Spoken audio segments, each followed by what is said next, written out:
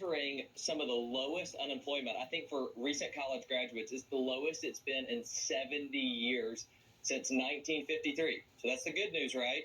The bad news is with the inflation and some recessionary pressures, a lot of companies are choosing to step back a little bit. We had a conversation this week with somebody who's finishing her MBA, had this big offer from the great consulting company, and then all of a sudden it's being pushed back 6 months. So there's a lot of opportunity, but as employers are cutting back, young employees and recent college graduates are going to be the ones who are going to feel the crunch the most. That's rough. Pull the rug right from up under them. Getting a big person job can be a culture shock to many young adults. What's your biggest advice for graduate students who are about to start their career?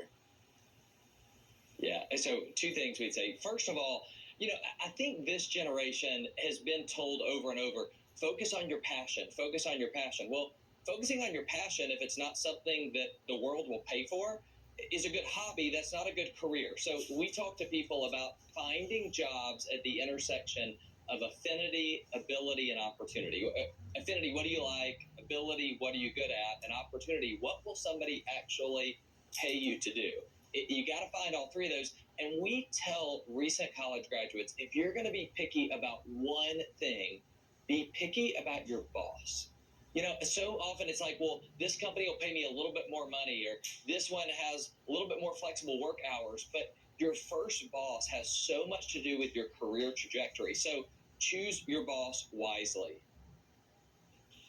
That's really good advice. I don't know that I've ever heard somebody put it so succinctly. Like you gotta choose the right boss so that you can work your way up. I'm curious to know, what is something they should definitely avoid when trying to make good first impressions with employers and soon to be coworkers maybe. Yeah, I mean, you got to avoid the falling into the trap of the perception of this generation. I mean, the perception is going to be that they're technology savvy, which they are.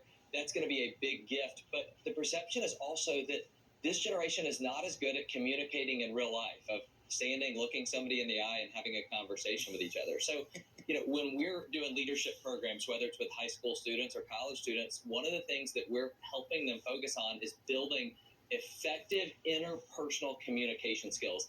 Christian, they're often called the soft skills. I don't think they're the soft skills. They are the leadership essentials that you need if you're going to be able to talk to each other, if you're going to be able to collaborate, if you're going to solve problems together. So that's the area they need to most focus on. Kevin, what do you expect? We've been on the internet, for this generation's been on the internet. Maybe we don't have those soft skills, you know what I'm saying? But it's something that can be learned, So I want to talk salaries here.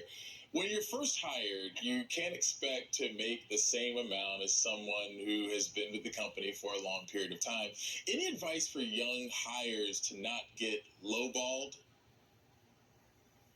Yeah, I mean, so I always encourage somebody to negotiate. They need to be talking about how can they get a little bit better offer.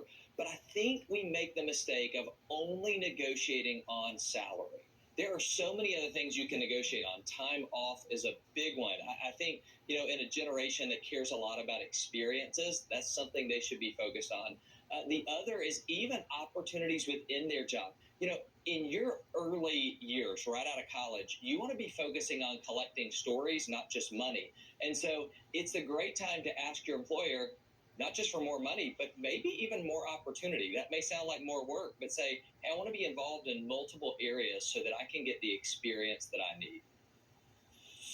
Kevin, I think there may be a few grads who are watching us this evening, and they're looking for some words of wisdom from you. You've let them know about how to find a good job, what to look out for, choose your boss wisely, negotiate salaries, but also some of the other things like PTO, how to work on those soft skills. If you could just impart a little bit more wisdom into these folks who are graduating, what would you tell them? Well, I would encourage them to look at the other employees of where they're going to work. We work on the employee side, but we also work a lot on the employer side. And